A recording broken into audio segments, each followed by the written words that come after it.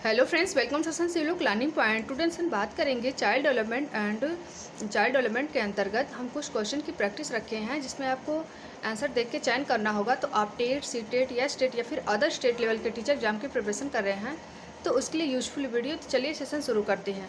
यहाँ पे क्वेश्चन है वृद्धि एवं विकास है। ऑप्शन है एक दूसरे के पूरक, ऑप्शन बी है एक दूसरे के समान, और ऑप्शन सी है एक दूसरे के विरोधी, और ऑप्शन डी है कोई नहीं। तो आपको आंसर देख के अनुमान लगाना होगा, क्योंकि अगर आप अपने खुद से आंसर के अनुमान लगाते हैं तो ये लंबे समय तक याद रहती है। क्योंकि पिछले वीडियो में मैंने बताया हुआ है कि वृद्धि एवं विकास क्या होती है, किस तरह से बातें। तो अब चलिए सेशन देखते हैं आंसर। वृद्धि एवं विकास है तो हम बात करेंगे वृद्धि एवं विकास एक दूसरे के पूरक होती हैं, क्योंकि जन्मपूर्व अवस्था से हमारी जो वृद्धि एवं विकास होती है वो शुरू हो जाती है, और एक समय तक हमारी वृद्धि रुक जाती है और विकास हमारा निरंतर चलता रहता है जीवन पर्यंत।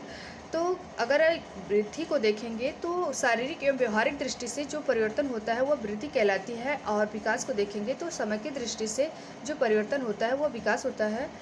तो हम जहाँ पे विकास की बात करेंगे वहाँ पे वृद्धि ऑलरेडी आ जाएगा, और जहाँ पे वृद्धि की बात करेंगे तो विकास आएगा।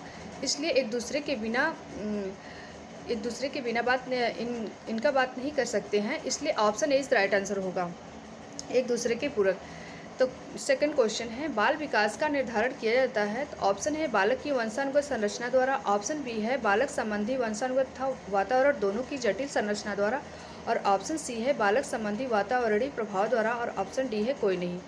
तो आपको आंसर देख के अनुमान लगाना होगा कि बाल विकास का निर्धारण किया जाता है। तो आंसर बताइए। चलिए आंसर जानते हैं कि बाल विकास का निर्धारण किया जाता है तो बालक संबंधी वंशानुगत तथा वातावरण दोनों की जटिल संरचना द्वारा।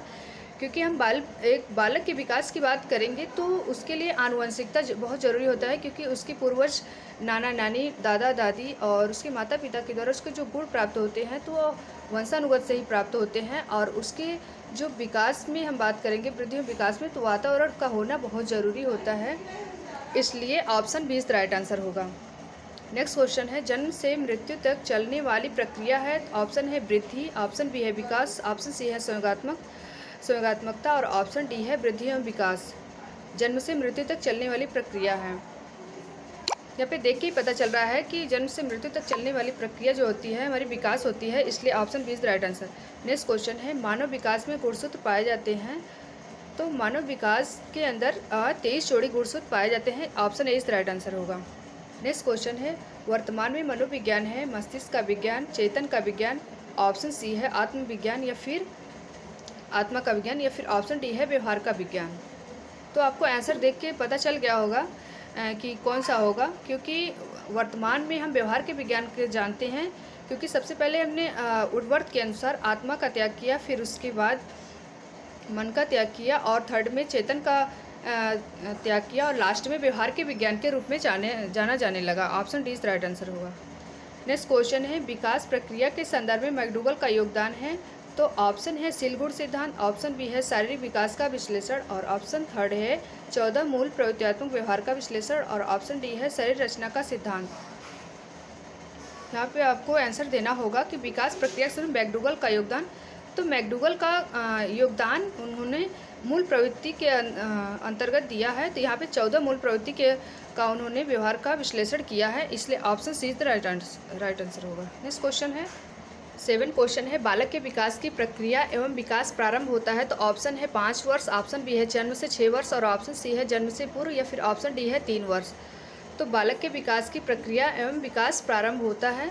चलिए आंसर बताने की कोशिश करिए, क्योंकि क्वेश्चन देख के पता चल रहा है। अभी हमने पिछले क्वेश्चन में बताया हुआ है कि बालक के विकास की जो प्रक्रिया होती है वो जन्मपूर्व अवस्था से प्रारंभ हो जाती है। C is right answer. Next question है अभिवृद्धि है अधिगम, जन्मजात, मूर्त, या फिर एक जैविक क्रिया।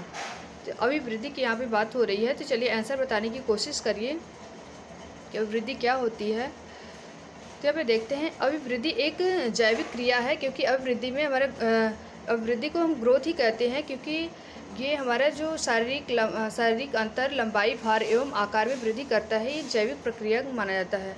नेक्स्ट क्वेश्चन है विकास के लिए आवश्यक क्या है। अधिगम, जन्मजात, वातावरण, या फिर ए और सी दोनों विकास के लिए आवश्यक है।